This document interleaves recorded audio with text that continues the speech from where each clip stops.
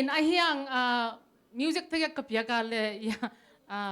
lom ni ngai tokitwa ke mo in aman den chiang ngrok zia ja hi ke sakta ngi na mo in ahiang ina kia to pen alem lo tak chang mo lungzuan Christmas achi aki opposite mama mo aki lebul mama kan sading hi pasian in naturai tak ke nun ta na to ki to ka hi sadi zong de sak hi zo in te chin na lungdam bol ni hiang